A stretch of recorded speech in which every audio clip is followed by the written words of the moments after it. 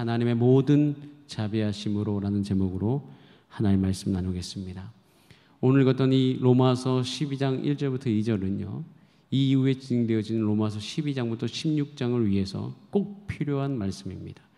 물론 성경의 모든 부분이 필요하지만 그 내용을 받아들일 때 어떤 우리가 바둑을 두거나 장기를 두면 술을 두듯이 항상 그 다음을 위해서 술을 두게 되어 있고 항상 다음을 위해서 말을 하게 되어 있는데, 사도 바울은 로마서 12장부터 16장까지를 여러분들에게 이야기하면서 로마서 12장 1절부터 2절을 크게 전제, 술을 두듯이 이 말씀을 이 자리에 두었어요.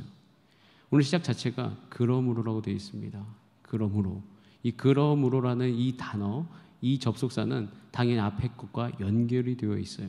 그리고 이 뒤에 것이 어떻게 진행되어지는지 표현해주는 아주 중요한 단어입니다. 여러분, 이 말씀이 여러분한테 들림으로 말미암아 사도 바울이 로마서 12장부터 16장까지 이 시대 가운데 드러나고자 했던 그 하나님 아버지의 진리가 여러분의 삶 가운데 전달되어지고 들리고 적용되는 은혜가 있기를 간절히 원합니다. 사도 바울의 서신서를 읽어보면 때로는 뒷부분부터 읽어볼 때가 있어요.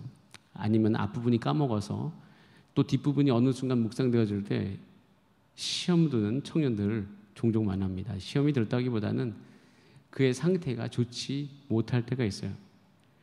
그래서 사도 바울의 서신서를 읽어보면 다 그런 건 아니지만 몇몇 서신서들은 그 서신서의 뒷부분에 그러니까 하나님의 백성이라면 마땅히 어떻게 살아야 되는 것에 대해서 이야기하고 있습니다. 그런데 그 수준이 만만하지가 않아요. 그것만 들어보면 우리가 어떻게 그렇게 살 수 있어? 라고 질문하기 딱 좋을 말씀입니다. 사실 여러분들도 그럴 수 있어요. 여러분들도 여러분의 상태가, 영적인 상태가 좋지 못하거나 지쳐 있거나 아니면 상처 때문에 그 마음이 힘들 때, 아니면 주변에 아픈 사람이 있어서 낙심이 되어질 때는 사실 뭔가를 주를 위해서 한다는 것 자체가 힘이 든 경우가 너무 많습니다. 근데 여러분 아십니까? 믿음의 선진들, 믿음의 조상들도 그 모든 여정을 걸어가는 그 과정 가운데 그 지점이 모두 있었다는 것이에요. 저는 혹 여러분들 중에서 그 믿음의 조상들과 같이, 믿음의 선배들과 같이 그런 지점에 있는 분들이라면 오늘 이 말씀을 통하여서 회복되어지는 은혜가 있기를 간절히 원합니다. 우리는 어떤 것을 해야 된다고, 그런 상태 가운데 어떤 것을 해야 된다는 이야기를 들어요. 다 지쳤는데 뭔가 더 해야 될 것이 있다는 생각이 들면 우리는 다양한 감정 가운데 휩싸입니다. 그 감정은 각자마다 다 달라요. 저 같은 경우는 화가 나는 경우가 있어요. 저도 지금 이제 로마서 12장 1절과 2절을 읽어보면 너희 몸을 이 세대를 본받지 말아라. 너희 몸을 하나님께 거룩한 산제사로 드리라. 그리고 너의 삶이 마음의 변화를 받아가지고 하나님이 선하시고 온전하시고 기뻐하신 뜻을 분별하도록 해라. 이렇게 말하잖아요. 그런데 제 마음이 주님 그러고 싶지 않아요. 이렇게 제 있는 모습 그대로 묵상을 하면서 옆에 적은 적이 있어요. 저는 성경과 대화하면서 읽어야 된다고 생각하는 사람입니다. 성경을 이게 일방적으로 받아들이는 것도 있지만 성경을 정말 잘 읽고 성경의 말씀이 우리 삶 가운데 잘 적용되려면 대화하듯이 이해가 안 되면 이해가 안 된다. 동의가 안 되면 동의가 안 된다. 그렇게 성경을 읽어가면 사실 우리 가운데 더 도움이 될 때가 많이 있어요. 저 같은 경우에도 이 본문에 대해서 좀 지쳐있을 때 묵상을 했어요. 저는 그렇게 썼어요. 밑에 주님 별로 그러고 싶지 않아요 라고 얘기했는데 그 말이 마치자마자 제 두 눈에 들어온 한 가지 문장이 있습니다. 우리 같이 로마서 12장 1절을 눈을 크게 뜨고 한번 다시 읽어보겠습니다. 로마서 12장 1절입니다. 본문 시작. 그러므로 형제들아 하나님의 모든 자비하심으로 너희를 권하노니. 여기서 멈추겠습니다. 하나님의 모든 자비하심으로라는 단어가 제 눈에 들어오기 시작했어요. 이것은 하나님의 자비의 관점에서라고 되어 있어요. 그러니까 우리가 우리의 삶을 어떻게 살아야 되는지를 봐야 되는데 그냥 마땅히 그렇게 해야만 돼 그것이 아니라 사도 바울이 이야기하고 있는 중요한 것이 뭐냐면 하나님의 자비의 관점이다라는 거예요. 저는 이 관점, 이걸 안경이라 볼 수 있는데 이 안경이 여러분 눈에, 영적인 눈에 쓰여지는 은혜가 있기를 간절히 원합니다. 사도 바울은 로마서 1장부터 11장까지 달려왔어요. 로마서를 쭉 1장부터 16장까지 쉬지 않고 읽어오면 이 지점에 이를 때까지 우리는 감격하지 않을 수 없어요. 왜냐하면 하나님께서 죄인 된 우리를 이 땅에 오셨고 우리가 죄인 되었을 때 사랑할 만한 가치가 전혀 없을 때 하나님이 자기의 독생자 예수 그리스도를 이 땅에 보내주셔가지고 우리를 위해 대신 죽으심으로 말미암아 우리를 하나님의 자녀가 되는 그 어마어마한 은혜를 주셨음을 이야기합니다. 그리고 우리가 스스로 거룩하게 살 수 없으나 하나님의 성령을 부어주셔서 우리를 하여금 승리케 하고, 로마서 8장에 보면 이렇게 하나님이 우리를 위하시는데 누가 우리를 대적하겠느냐 라고까지 외쳐요. 그럼 이것이 우리의 힘과 능력으로 얻은 것입니까? 아니요. 절대 아니요. 그럴 수 없다. 사도 바울조차도 자기가 행한 그 행위로 하나님 앞에서 선다면 마땅히 심판받아 그 지옥에 가도 부족함이 없는 그런 삶을 살았던 사람이 사도 바울인데, 그가 하나님의 부르심을 받아가지고 이방인의 사도로 섰다, 이것 자체는 믿을 수 없는 것이고 내가 내 힘과 내 의로 얻었다고 이야기할 수 없을 뿐만 아니라 이것은 전적으로 하나님의 영역이요 은혜다라고 이야기하는 거예요. 그러고 난 다음에 우리가 어떻게 살아야 되는지를 건면하고 있는데 그 건면의 모든 전제가 뭐냐면, 따라하겠습니다. 하나님의 모든 자비하심. 여러분, 그렇기 때문에 사실 이제 로마서 12장부터 문을 열 때에 이 뒤로부터 적용되어지는 사람의 특징은 하나님의 자비하심을 입은 사람들임을 기억하시기 바랍니다. 하나님의 자비하심을 기억하는 거예요. 제가 기독교 윤리학을 공부하면서 여러 가지 기독교 윤리를 정의합니다. 근데 기독교 윤리와 세상의 윤리가 다른 게 있습니다. 뭐 다 다르다는 게 아니라 나오는 결과물은 그냥 놓고 보면 똑같을 수 있는데 시작점이 다른 게 있어요. 기독교 윤리의 특징은 내가 긍휼을 입은 자임을 기억하는 데부터 시작하는 거예요. 우리 스스로 선한 일을 하기가 어렵지만 여러분 기억하십니까? 우리도요 은혜를 입은 그때는 선한 행동을 합니다. 그 은혜 입을 때에 사람에게 다가가서 그 사람과 같이 뭔가를 이야기하면 안 될 것도 되는 경우가 참 많이 있어요. 왜? 은혜를 입었기 때문인 것입니다. 그렇기 때문에 우리 기독교인의 윤리는요 사실 은혜를 기초로 하는 것이에요. 우리가 왜 이렇게 살아야 되는가? 사도 바울의 서신서를 보면 뒷부분에 우리가 어떻게 살아야 되는지 나와 있는데 그 뒷부분이 이해가 안 되면 꼭 앞부분을 같이 읽어보셔야 됩니다. 앞부분을 읽어보면 우리가 그렇게 살 수밖에 없는 은혜를 하나님께서 부어주셨음이 분명히 보이기 때문인 것이에요. 그래서 기독교 윤리는요 다른 말로 이렇게도 정해요. 은혜의 윤리다라고 얘기한 것이, 은혜가 우리 가운데 주어져서 우리 삶 가운데 힘이 되어져서 우리가 나아가는 것을 이야기하는 것이에요. 제가 아까 말씀드렸죠.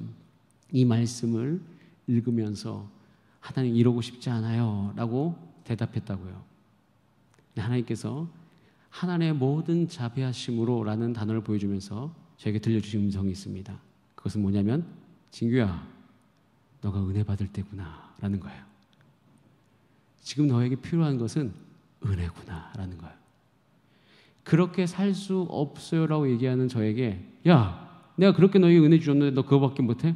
라고 이야기하는 것이 아니라 하나님께서 은혜를 준비하셨다는 듯, 그래 내가 다 알고 있었어.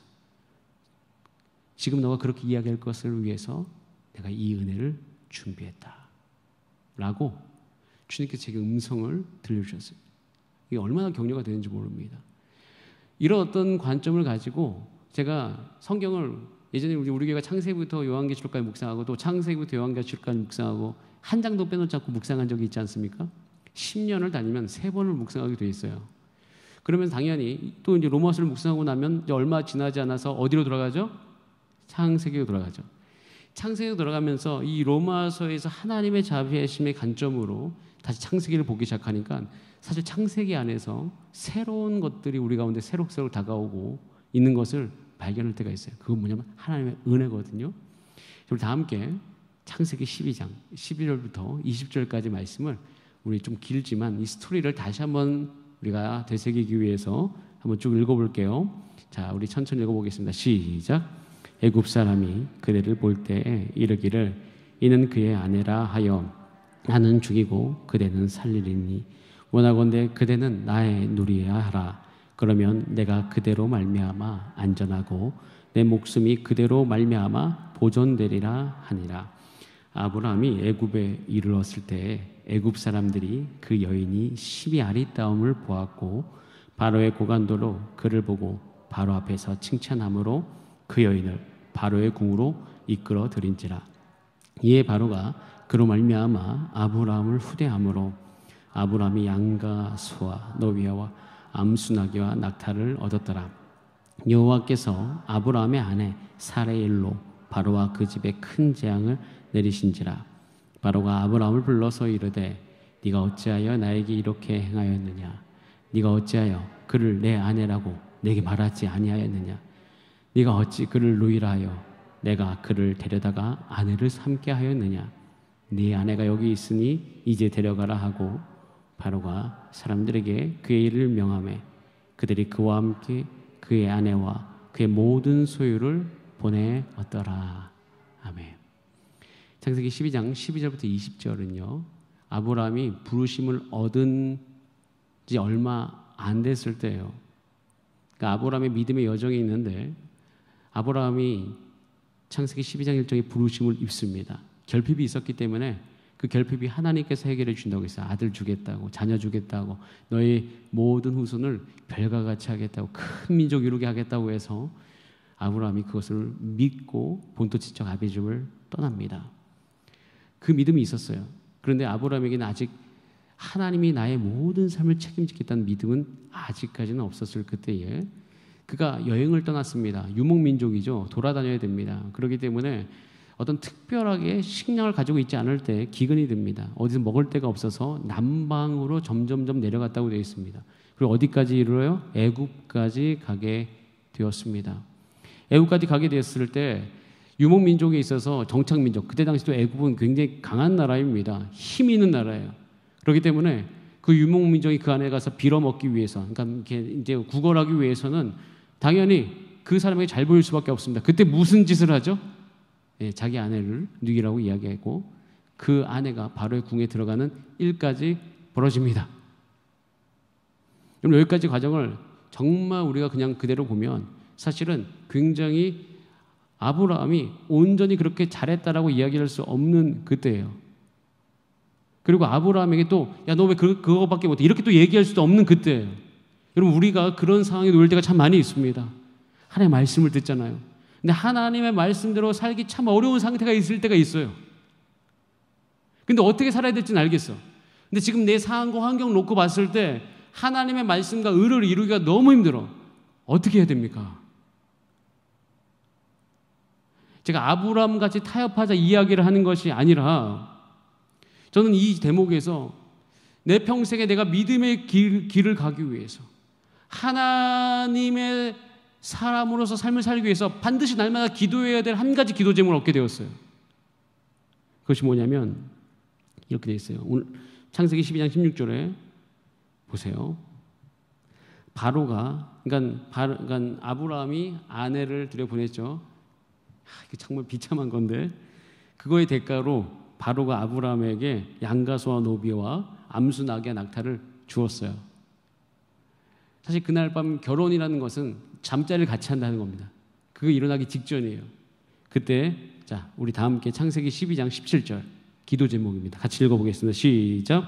여호와께서 아브라함의 아내 사레일로 바로와 그 집에 큰 재앙을 내리신지라.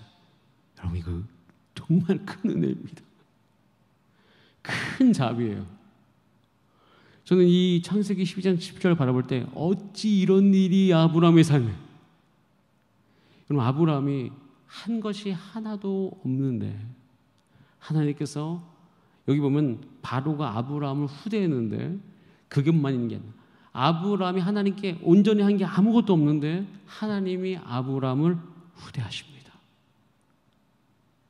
그리고 하나님께서 이 바로의 손에서 사례를 보호하시고 그리고 그들을 거기에서 크게 부자가 돼서 나오게 하는 은혜를 없습니다. 전적인 은혜입니다.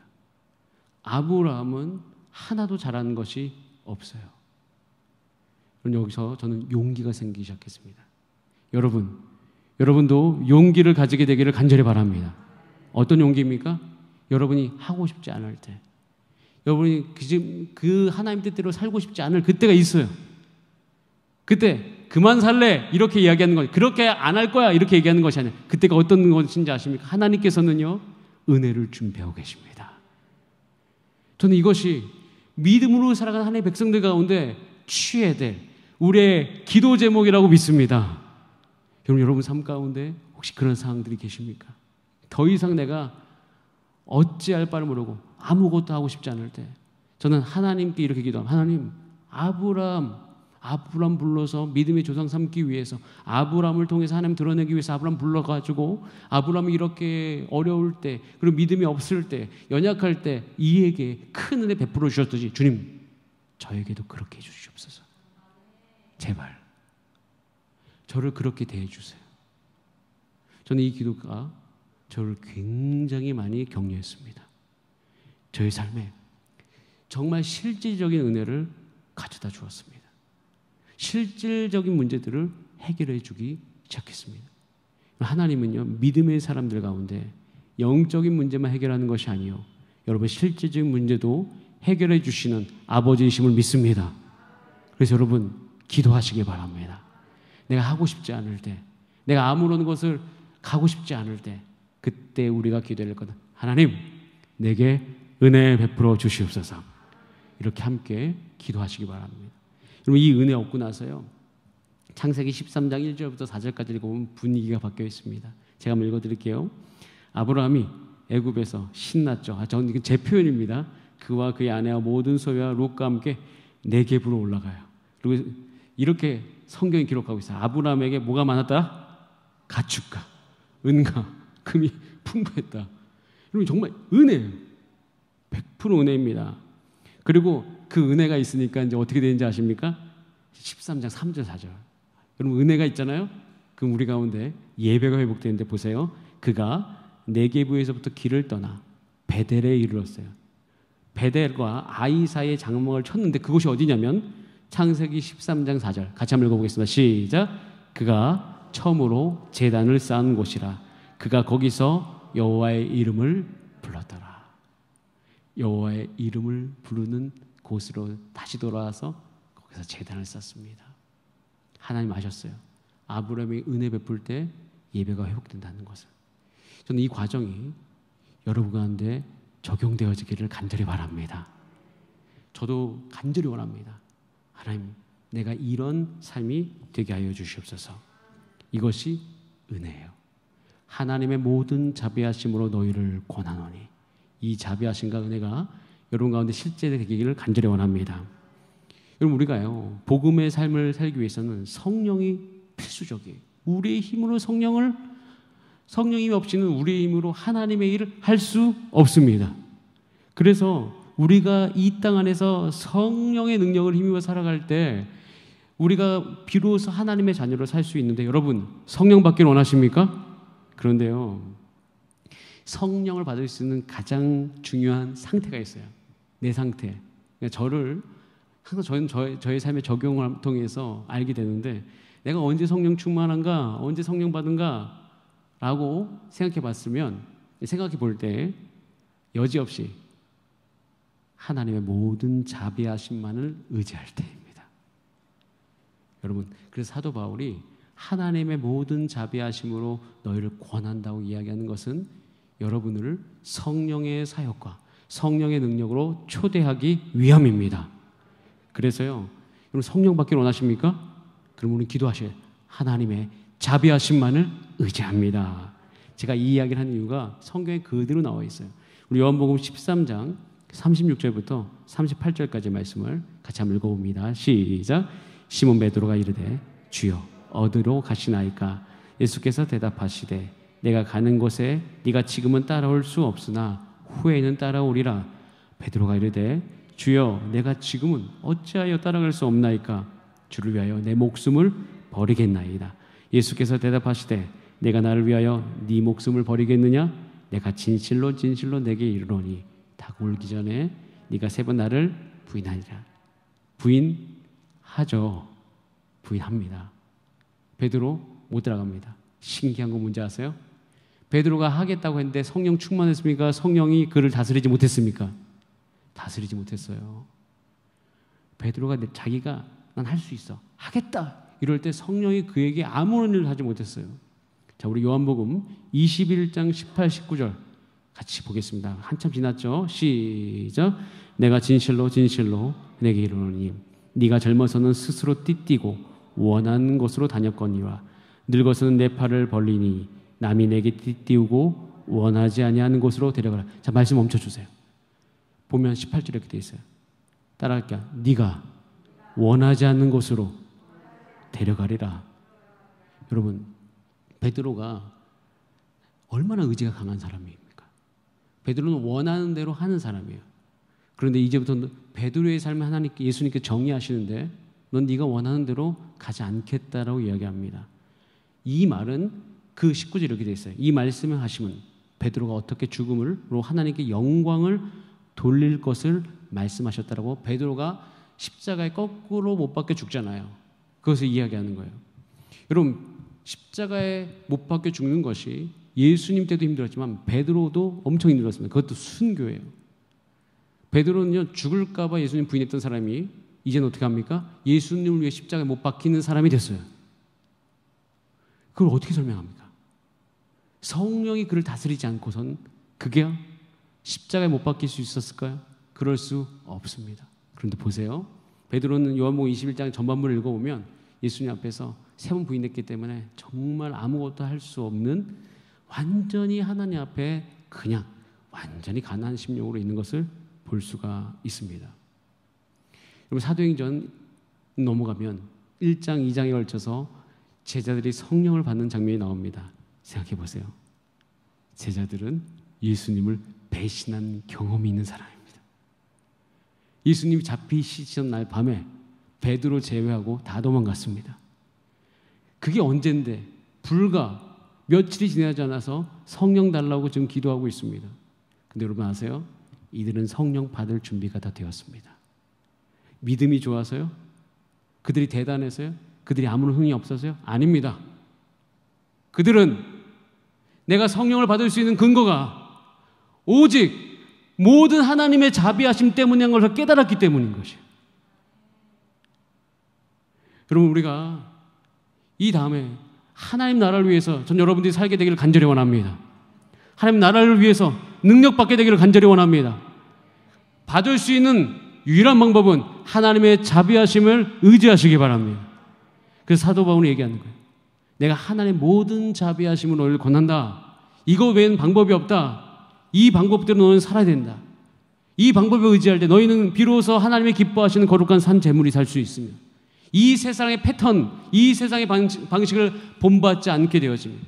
성령에 의지했기 때문에 내가 마음이 변화되었다. 내 의지로 하는 것이 아니라 영어 성경에 보면, 헬라 원어 보면 내가 변화를 받게 되었다. 수동태로 되어 있습니다. 내 마음이 변화됨을 얻게 되어져요. 그래서 어떻게 해요? 하나님의 뜻을 분별할 수 있게 됐다라고 이야기합니다. 전 여러분들 삶 가운데 이 말씀이 이루어지는 은혜가 있기를 간절히 바랍니다. 그래서 오늘 이 밤에 하나님의 자비하심을 의지합시다. 하나님의 자비하심으로 기도합시다.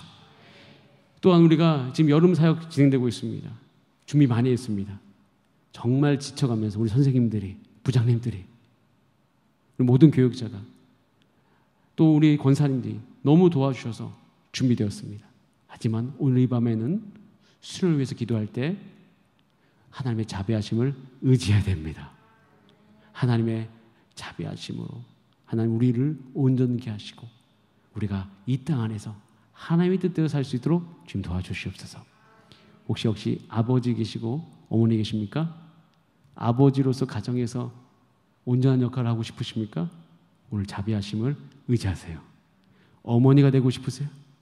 하나님의 자비하심을 의지하시는 여러분 되시기를 바랍니다.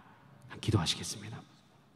이 시간 기도하실 때, 그러면 형제들아, 내가 하나님의 모든 자비하심을 널 권한다라고 말하는 이 사도 바울의 강력한 외침이 우리의 삶 가운데 일어나게 하시고 이 밤에 우리 모든 성도님들이 주의 자비 그 하나만을 의지하오니 주님 역사하여 주시옵소서. 우리 다 함께 주여 한번 부르신 다음에 합심으로 기도하시겠습니다. 주여